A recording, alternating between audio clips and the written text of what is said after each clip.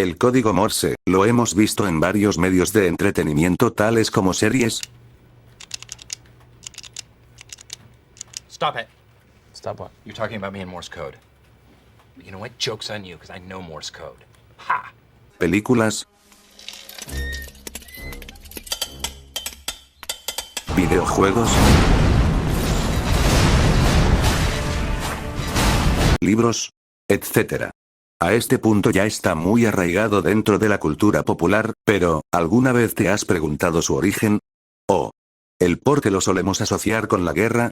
Ya que al parecer es en donde más parece ser representado y es por defecto el escenario que tenemos en la cabeza al escuchar la palabra Morse. ¿Pero el código Morse es eso? ¿Una herramienta creada para la guerra?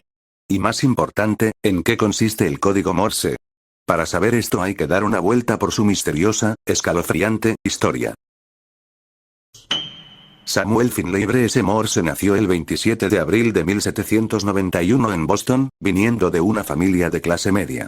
La criatura se formó académicamente en el colegio de Yale, donde se interesó por la filosofía católica, las matemáticas y la veterinaria equina, se mantuvo económicamente del arte, ya que era un retratista algo conocido. Samuel, además de guapo, famoso, talentoso, inteligente y bueno para las luchitas, también estudió electricidad, creando en él una afición sobre esta misma.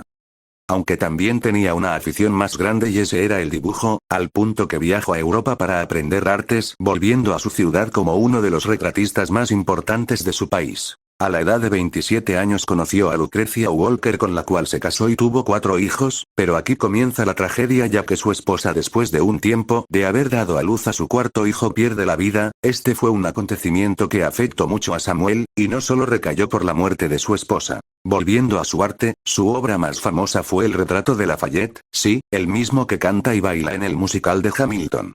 Pero decir que fue su obra más famosa es decir muy poco, ya que él no ganaba casi nada de su arte, viviendo al día con lo que podía recibir de la gente, o alguna clase de dibujo que podría dar, así que la preocupación económica también le comía la cabeza. Lo irónico es que a donde sea que vayamos en el tiempo, siempre estará el artista que se muere de hambre, jajaja, ya es todo un símbolo en la historia.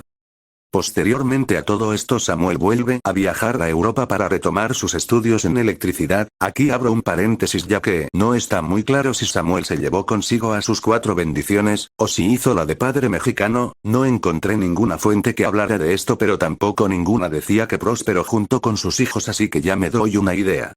Es aquí cuando conoce a Alfred Vail, su socio en lo que resta de la historia. Ambos compartían esta pasión por la innovación, y es así como juntos crean en 1837 el primer telégrafo, el cual funcionaba con cableado. La señal era emitida por un transmisor y del otro lado de la señal había un emisor. La señal viajaba de uno a otro por medio de cables con electromagnetismo. En 1840 Samuel Morse inventaría el código Morse, el cual ya tenía tiempo perfeccionando y le permitiría mandar mensajes cifrados de un punto A a un punto B a una velocidad casi instantánea. Es aquí que en 1844 se transmite el primer mensaje enviado por código Morse, el cual decía "What are God wrote", o algo así como lo que ha creado Dios. Aunque este es un mito, no le quita mérito a la gran invención que Samuel y Alfred crearon, un artefacto comparable con la innovación que recientemente tuvimos con el Internet.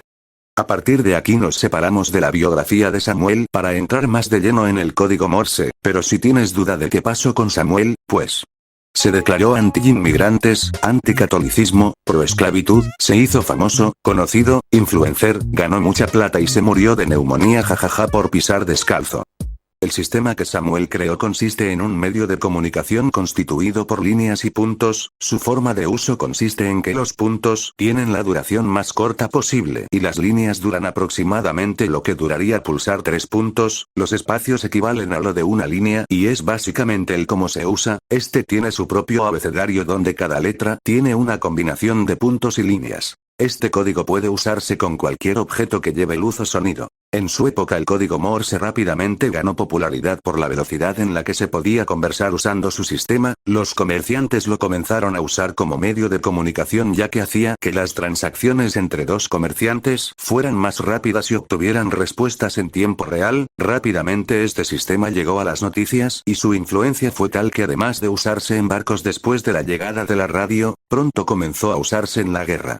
Para sorpresa de nadie, el código Morse llegó a la guerra, esto por la velocidad de comunicación que tenía, ya que era posible informar sobre la posición en tiempo real, pedir refuerzos, el estado de los soldados y lo que pasaba en las trincheras. Esto todos lo sabemos, así que no voy a extenderme con esto, ya que hay dos historias que contar sobre este sistema. 1. El código Morse y el Titanic.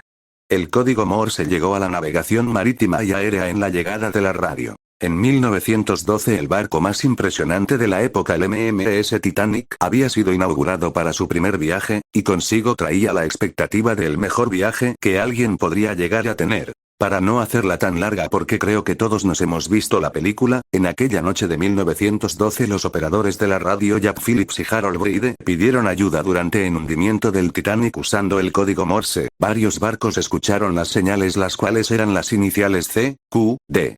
Una señal de auxilio creada para incidentes marítimos creada por Marconi, una asociación de rescate.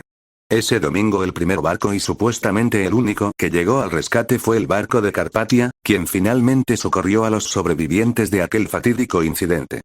Aunque pudo haberse evitado si el capitán hubiera tenido sus binoculares. 2. Alexis Casdagli, Segunda Guerra Mundial. Alexis era un joven que, como muchos, se enlistó en la guerra, pero, en uno de sus primeros enfrentamientos Alexis fue obligado a rendirse junto con otros soldados a manos del ejército alemán.